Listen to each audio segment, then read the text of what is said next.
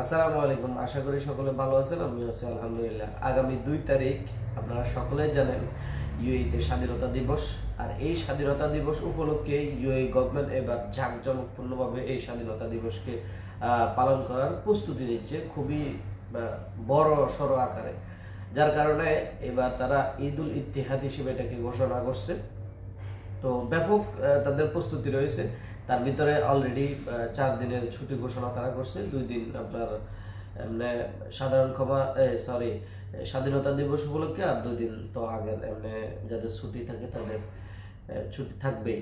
মানে টোটাল 4 দিন তারা ছুটি ঘোষণা করছে। তার ভিতরে 5,000 কয়েদিকে তারা 5,000-এর উপর 5,500 সম্ভবত এরকম কিছু কয়েদিকে তারা ক্ষমা করার এটা মনস্থির করছে এবং কি তারা ক্ষমা করে দিবে। তার ভিতরে ওইখানে আমি যতটুকু জানি 73 থেকে 75 জন বাংলাদেশি নাগরিকও আছে, যারা বিভিন্ন কারণে অকারণে এতদিন জেলে ছিল, ইউএই জেলে ছিল। অনেকে হয়তো এই যে আমাদের কিছুদিন আগে আন্দোলনের সময়ও জেলে গেছে, এই ধরনের লোকও সেখানে আছে।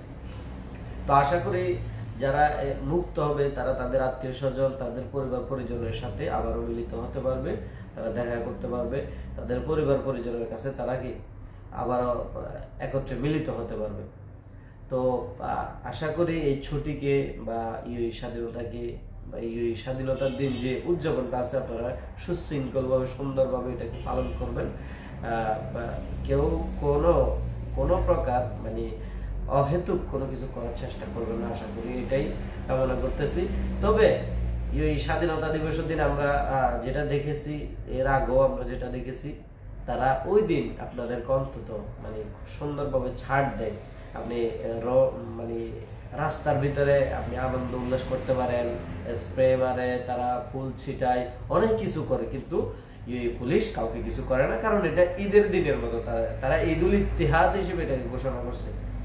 সকলে যার যার মতো উপভোগ করতে পারেন, উল্লাস করতে পারেন, কিন্তু অন্যায় কিছু করবেন না বা কোনো বিশৃঙ্খলা সৃষ্টি হয় এই ধরনের কিছুই করবেন না। আশা করি আপনারা দিনটিকে সুন্দরভাবে উদযাপন করবেন।